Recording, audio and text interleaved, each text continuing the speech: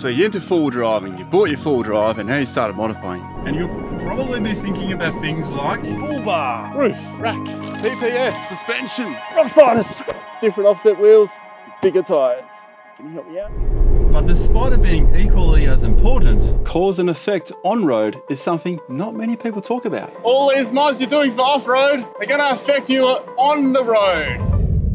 And the best way to show that is to demonstrate.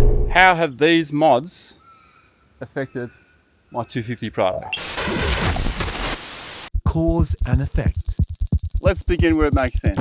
Bigger tyres, offset rims. The tyre size used to be 32.7, then to 275/70 R18s, 33.2. Now they're up to 305/70 R17s. So the wheels have given it a nice look, a better stance, and I can now squeeze some speed bumps between the wheels. So as a mall crawler, it has improved a little bit in that aspect. Alright, now on a more serious note. These muddies and these wheels have made a massive difference off-road. Wow, that was a walk in the park. It's night and day. When we talk about on-road though, larger tyres, cause and effect, it's not as snappy as before. And that's because of the larger tyres. Now I'll finally hit 80. All vehicles are going to behave slightly differently. The gear change has shifted slightly, and because of that gear change shifting, it seems to be a bit laggy when it takes off. The larger size tyre has actually affected the Prado more than my 76 series, even though this has 2 more gears. But what about road noise?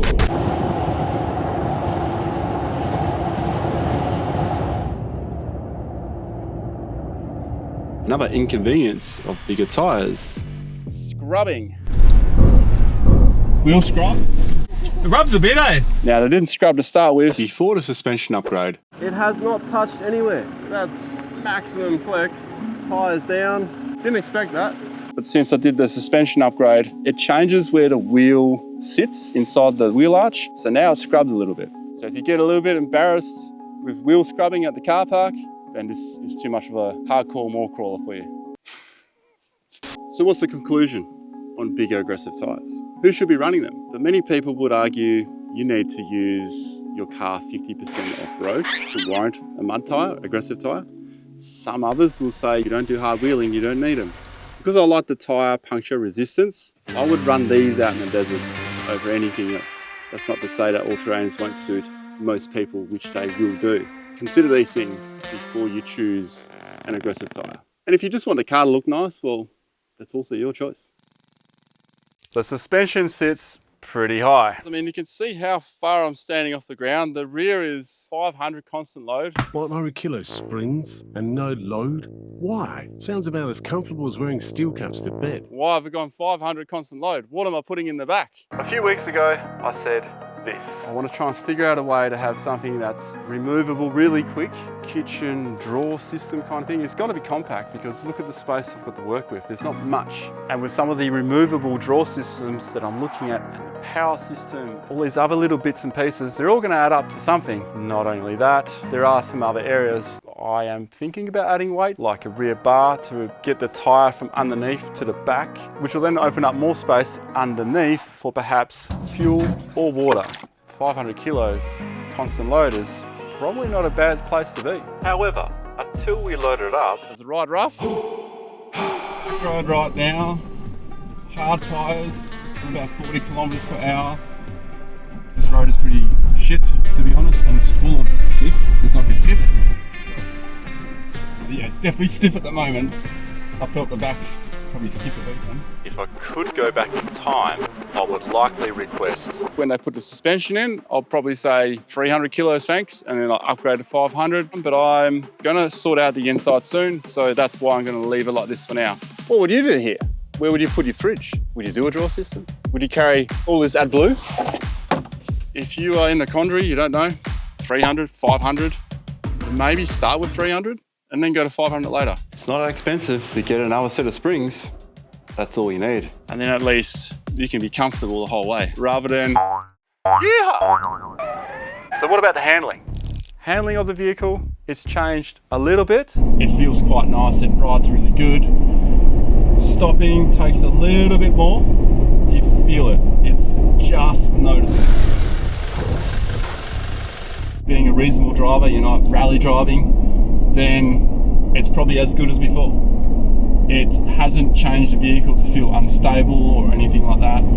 Sharp turns and quick swerves, the Prado feels stable and still in control. It feels like I'm driving on rails, even though I have lifted the car a little bit. Out of all the mods, the Bullbar is probably the one thing that has, I would honestly say, more benefit on-road than off-road. When you're on-road, that's when stuff jumps out in front of you. To be honest, I was a bit reluctant to drive this vehicle at dawn and dusk. The amount of animal strikes I've experienced myself. The bar took the hit for the team, and Skippy left an impression on the door.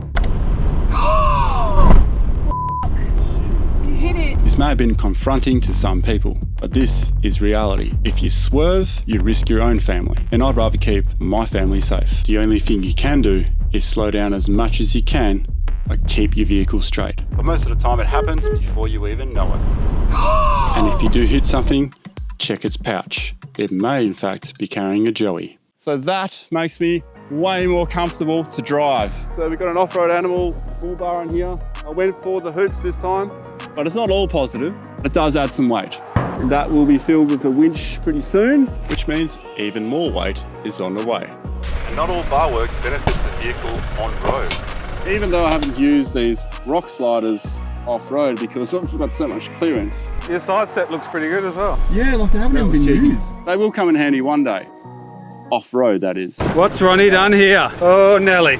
Oh, in the sense of on-road, is there any negative of having these? Nothing. It's just neutral. Apart from maybe weighing a little bit more than the steps that were here before.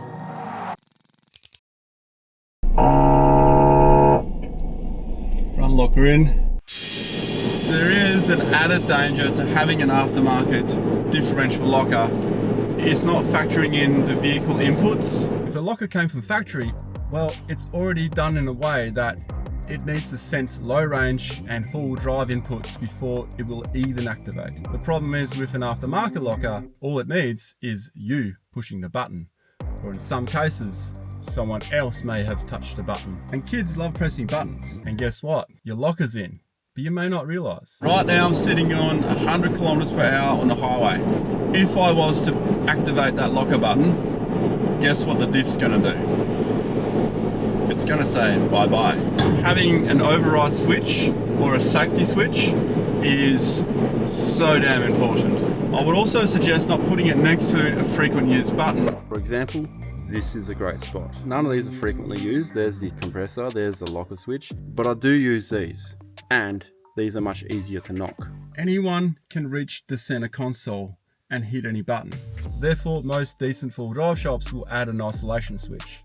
Like my Troopy, it had e-lockers, so it didn't need an air compressor to fire up the lockers, which meant that it needed to have an isolation switch, because without that, they would just be on as soon as you hit the button. With the ARB front locker, because it's air activated, I have to engage the compressor first. So that's my safety switch in this car.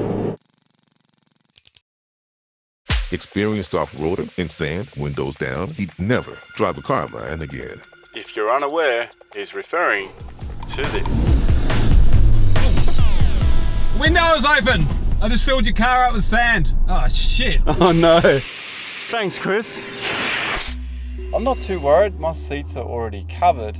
However, the floor, there's a lot of sand in my carpet, which kind of sucks. Although the Prado has really nice interior with all the leather, you're gonna end up putting seat covers on it anyway, because if you don't, oh my God, there's so much sand in this car. Well, it ain't gonna look too good after a while if you do use it for off-road. And that's the thing. You have to decide, are you willing to put your vehicle through the dirt? Prados, they're great cars, but when they get dirty or sand comes in, you kind of, there's so much technology and stuff. It kind of makes you think. I'm still finding sand everywhere. I do suspect the doors are going to get a hammering at some point. And fuel economy? Yeah, it's gotten worse, but I think we'll discuss that as an overall, because all of these things have combined the impact of at least 3 litres to the 100. The 250 Prado. The main culprits for the fuel consumption. Tyre size. Here's the difference I found. Around suburbia, stop starting a lot. Rolling resistance is adding 1.5 litres, thereabouts. On the highway, it's a little bit less. And of course, the one thing I haven't spoken about yet, roof rack. A roof rack would add an extra litre of consumption per 100 k's. Then there's the alteration of aerodynamics. Bullbar! And suspension lift. Somewhere around 0.5 or 0.7 litres to the 100. Most of the time with your vehicle, you're going to spend that on the bitumen.